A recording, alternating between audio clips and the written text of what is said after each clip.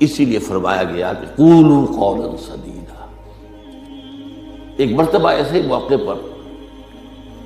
حضرت معاذ بن جبل رضی اللہ تعالی عنہ، ان سے ہم پوری طرح متعارف ہو چکے ہیں، ایک بڑی طویل حدیث ان کی ہم پڑھ چکے ہیں، ان کے سامنے یہی بات آئی تو انہوں نے حیرت سے کہا کہ حضور کیا جو کچھ ہم باتیں کرتے رہتے اس پر بھی ہمارا مواخذہ ہوگا؟ فرمایا شغلت کا امک ہے معاذ، یہ بڑے پیار بھرے انداز کی بات ہوتی ہے، اے معاذ تمہیں تمہاری ماں روئے، یہ وہاں کا محاورہ تھا جو بہت ہی اپنائیت والی بات ہوگی، اس میں ملامت کا ایک انداز۔ میں تو سمجھتا تھا کہ تم بہت دین کا فہم رکھنے والے ہو۔ اس کے بعد آپ نے فرمایا لوگوں کو جہنم میں منہ کے بل گرانے والی چیز سب سے زیادہ زبان کی کھیتیاں ہیں، حصائد السنتکم،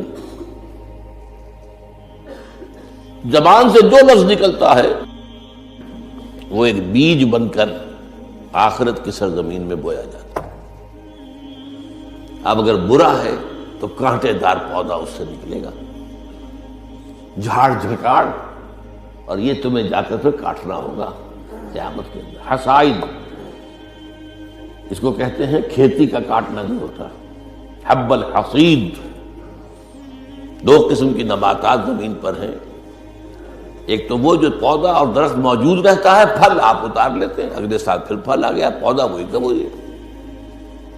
اور ایک وہ فصل ہوتی ہے گندم کی ہے، چاول کی ہے، گنے کی، وہ آپ نے کاٹ لی، اس کو کہتے ہیں حصید۔ حصائد السنتکم، تمہارے زبانوں کی بوئی ہوئی جو کھیتیاں ہیں، سب سے بڑھ کر جہنم میں گرانے والی شے وہ ہے۔ اسی میں بلکہ ایک ذرا اور حدیث بھی ہے، ذرا اس میں حیا کا پہلو مانے ہوتا ہے بیان کرنے میں، لیکن حدیث نبوی ہے، حکمت کا بہت بڑا خزانہ ہے۔ آپ نے فرمایا مسلمانوں مجھے تم دو باتوں کی ضمانت دے دو کہ تمہارے دو عضو جو بہت ہی چھوٹے چھوٹے سے ان کا غلط استعمال نہیں ہوگا، جنت کی ضمانت میں دیتا ہوں۔ اب دیکھیے کوئی 2 من وزن ہے، 1.5 من ہے، 2 من سے بھی زائد ہے، اب اس میں 2 عضو ہیں، ایک زبان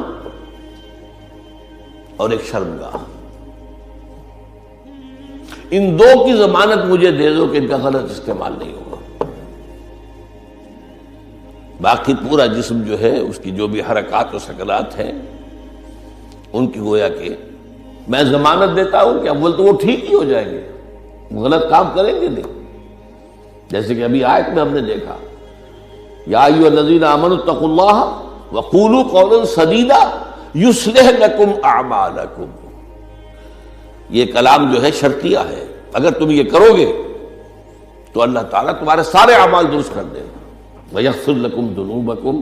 اور کبھی اگر خطا بھی ہو جاتی ہے انسان سے، ظاہر بات ہے الانسان مرکب من النسیان والخطا،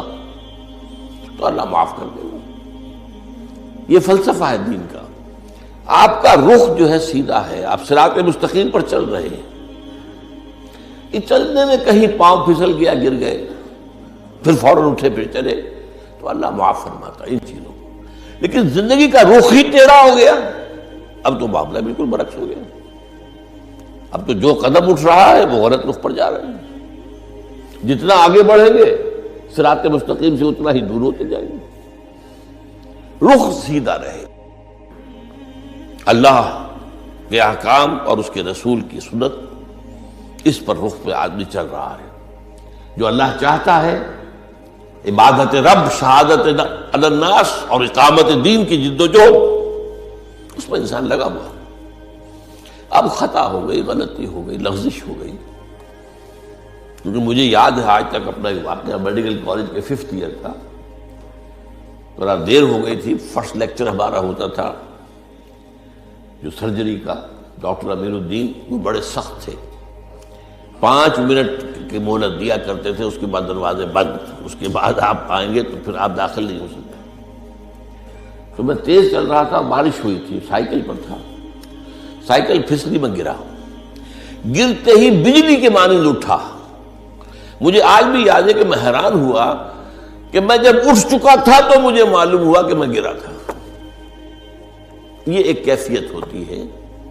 کہ آدمی جو ہے، ایک یہ ہے کہ گرا ہے تو پڑا ہے وہاں پر، تو ایک تو یہ ہے کہ گناہ کے اوپر ڈیرا لگا لیا جائے، ایک یہ ہے کہ گناہ ہو گئے فوراً اٹھے، جس کو سورہ نساء میں کہا گیا ہے ثم یتوبون من قریب، فوری طور پر اگر توبہ کر لے تو اللہ تعالیٰ لازماً انما التوبۃ علی اللہ للذین یعملون السیئات ثم یتوبون من قریب، کوئی گناہ تو ہو گیا، خطا تو ہو گئی، فوراً توبہ کر لے، اللہ تعالیٰ صاف کر دے گا فوراً۔ اللہ نے اپنے ذمے لیا ہے،